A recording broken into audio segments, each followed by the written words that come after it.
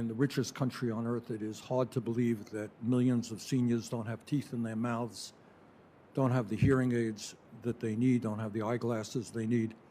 What does the president's budget? So there was a lot of developing news around the fourth stimulus check, everybody, and we can see the Senate's rules finally be changed and the filibuster's removal today. And there are many big changes that lawmakers are making which will affect millions of Americans, including seniors, Social Security, SSI, SSDI, RRB, and VA beneficiaries.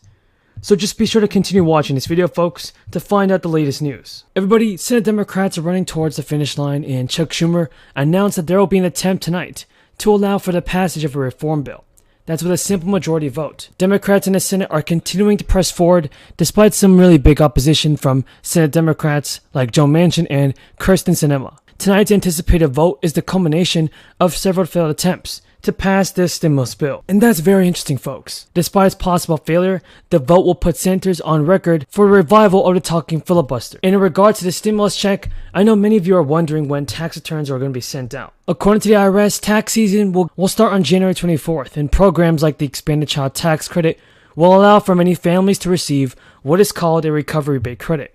But this is only if there is any money that they are owed after comparing the 2021 advance credits for the remaining stimulus money. Plus, in a letter to the National Attention Association of Taxpayers, they called on the IRS to take reasonable action to reduce unnecessary burdens on tax professionals. So this would definitely help with the sending of stimulus checks. Now, of course, Chuck Schumer is very upset at lawmakers like Senator Manchin and Sinema right now, but Schumer's continued on with his attempt to change the Senate rules, even after many Democrats don't support him. So a vote to removing the Senate's filibuster is years in the making.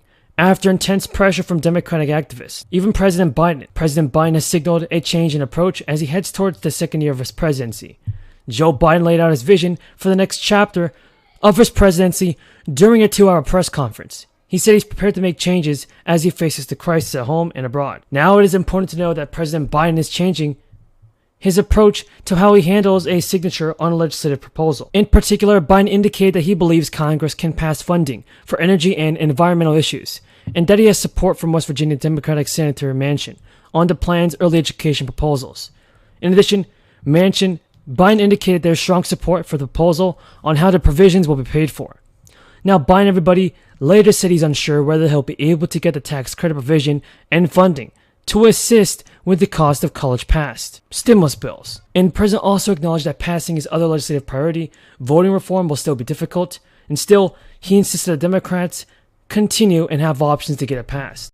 Good morning, everyone, and thanks for joining us. I'm so excited to be here this morning to talk about this much-needed funding coming to Chicago. Now, we can't really hear back there, so I'm sure I'm going to repeat some of the same things that you already heard, so excuse me for that. But as you've heard already, the U.S. Army Corps of Engineers has allocated $1.5 million in funding from the Infrastructure Investment and Jobs Act to the Chicago South Line Storm Damage Reduction Project. This funding will support ongoing efforts to restore the Chicago shoreline after coastal storm damage by completing the general reevaluation report needed to expand the project and mitigate the significant impacts of climate change on the shoreline.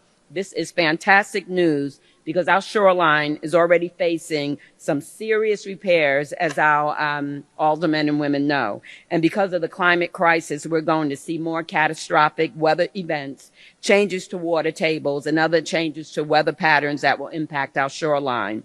It is imperative that we not only make these necessary repairs, but also prepare for the future so that the Chicago shoreline, which is so important to our residents,